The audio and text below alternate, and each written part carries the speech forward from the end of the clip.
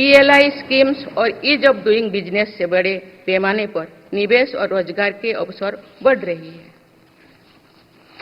पारंपरिक सेक्टर्स के साथ साथ सनराइज सेक्टर्स को भी मिशन मोड पर बढ़ावा दिया जा रहा है, चाहे सेमीकंडक्टर हो या सोलर हो, चाहे इलेक्ट्रिक व्हीकल हो या इलेक्ट्रॉनिक्स गुड्स हो, चाहे ग्रीन हाइड्रोजन हो या बैटरीज हो, चाहे एयरक्राफ्ट कैरियर्स हो या फाइटर जेट्स हो, भारत इन सब सेक्टर्स में अपना विस्तार कर रहा है। लॉजिस्टिक्स कॉस्ट को कम करने के लिए भी मेरी सरकार लगातार प्रयास कर रही है। सरकार सर्विस सेक्टर को भी मजबूत करने में जुटे हैं।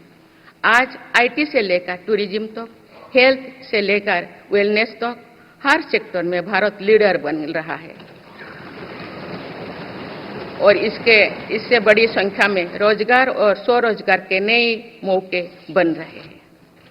माननीय सदस्यगण, पिछले 10 वर्षों में मेरी सरकार द्वारा ग्रामीण अर्थव्यवस्था के हर पहलू पर बहुत जोर दिया गया है। गांव में कृषि आधारित उद्योगों, डेयरी और फिशरीज आधारित उद्योगों का विस्तार किया जा रहा है। इसमें भी सहकारिता को प्राथमिकता दी गई है।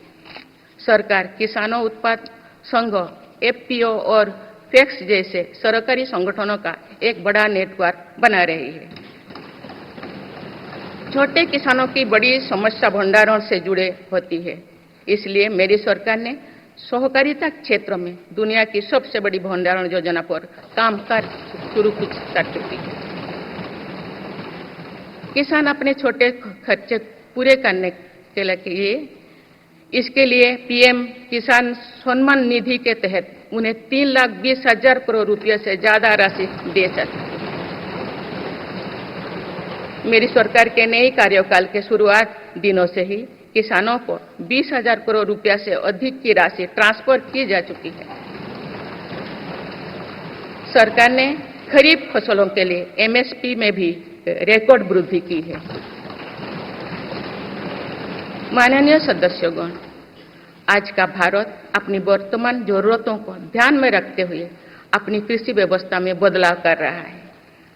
हम ज्यादा से ज्यादा आत्मनिर्भर हो और ज्यादा से ज्यादा निर्यात से किसानों की आमदनी बढ़े, इस सोच के साथ नीतियां बनाई गई है, निर्णय लिए गए हैं। जैसे भारत दलहन और तिलहन में दूसरे देशों पर निर्भरता कम करने के लिए देश के किसानों को हर संभव मदद दे रहे हैं। ग्लोबल मार्केट में इस तरह के फूड प्रोडक्ट की डिमांड ज्यादा है, इसके आधार पर नई रणनीति बनाई जा रही है। आजकल ऑर्गेनिक उत्पादों को लेकर दुनिया में डिमांड तेजी से बढ़ रही है। भारत के किसानों के पास इस डिमांड को पूरा करने के भरपूर क्षमता है, इसलिए सरकार प्राकृतिक खेती और इससे जुड़ी उत्पादों की सप्लाई चेन को सशक्त कर रही है। ऐसे प्रयासों से किसानों का खेती पर होने वाला खर्च भी कम होगा और उनकी आय भी और बढ़ेगी। माननीय सदस्यगण, आज का भारत दुनिया की चुनौतियां बढ़ाने के लिए नहीं बल्कि दुनिया को समाधान देने के लिए माना जाता है। विश्व बंधु के तौर पर भारत ने अनेक वैश्विक समस्याओं के समाधान को लेकर पहल की है।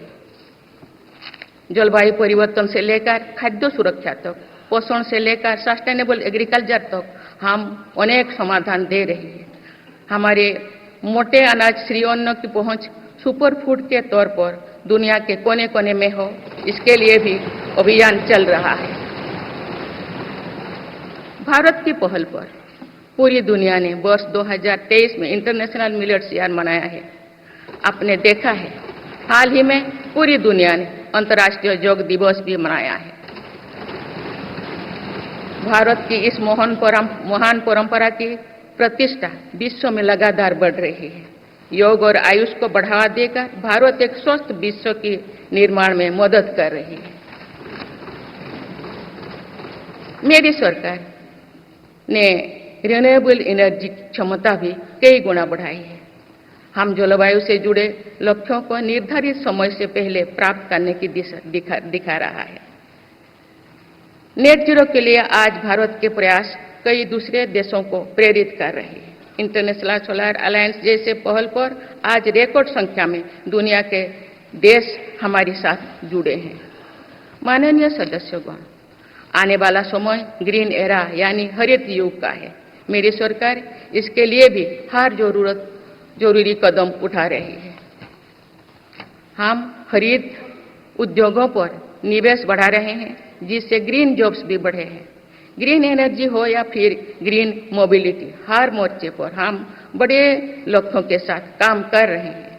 मेरी सरकार अपने शहरों को दुनिया के बेहतरीन लिविंग स्पेस बनाने के लिए भी प्रतिबद्ध है। प्रदूषण से मुक्त, साफ सुथरे और सुविधा युक्त शहरों में रहना भारत के नागरिकों का हक है। विशेष रूप से छोटी शहरें और कस्बे में बीते 10 वर्षों से अभूतपूर्व निवेश किया गया है। भारत में आज दुनिया का तीसरे सबसे बड़ा डोमेस्टिक एविएशन मार्केट है।